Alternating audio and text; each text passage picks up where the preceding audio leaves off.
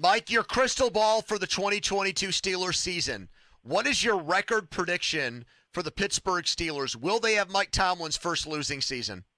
I have not picked a record per se, but I have picked them to win the division. I have done that. I have lived in and around Pittsburgh my entire life, and I think one of the ingredients that I have noticed, especially post-'70s, I mean, during the 70s, they were expected to be great every year, starting with 75, the year after they won their first Super Bowl, which no one really was like, hey, watch the Steelers in 74. It worked out well for them, and they got it done. But ever since the 70s, I feel like when they're expected to be bad, they find a way to overachieve. And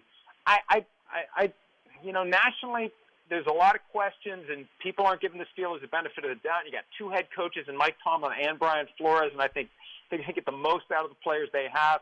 Look at what they did last year to scratch and claw their way to the playoffs, even though Ben Roethlisberger was a shell of himself. 2019, when Roethlisberger got injured, everything they did to stay in it and stay relevant. I think that in a hotly competitive AFC and an AFC North that is very even top to bottom, I think that plays into the Steelers' hands to have so many people just looking at them saying, yeah, sorry, Steelers, it's time for you to have a bad year. I think Mike Tomlin said it best when Peter King was at training camp. He said, bring it on. And he repeated himself. And I would not want to be playing the Steelers this weekend. They beat the Bills week 1 last year and stunned those folks in Buffalo. And I have a feeling folks in Cincinnati are going to be disappointed come Sunday afternoon when they see what the Steelers do with the Bengals. So calling a win over the Bengals, Wow. and what is it going to take to win the division, Mike? 11, 12 wins? Well, when you cannibalize, you got 2 games against the Ravens and the Bengals and the Browns, and everybody else is in that same boat. It could be 10 or 11 wins that does it, and that's the problem. It makes it harder to get a high spot on the playoff tree. I think you forget about a bye.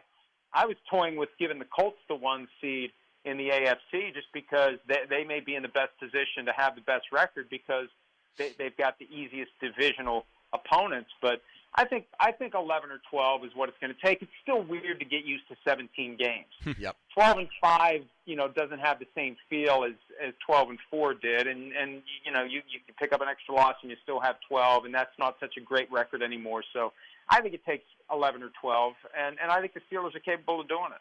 And who's the quarterback in their playoff game, Mike? Well, I think it'll be Kenny Pickett by then. Look, I think what's going to happen is Trubisky will be fine, and I think week 2, if Trubisky beats the Patriots, a team that you guys know is hated locally, that gives them a little boost, and maybe they're not chanting for Kenny Pickett for a little while. But I just think at some point Trubisky misses a game, the door opens for Pickett, and that's the end of it.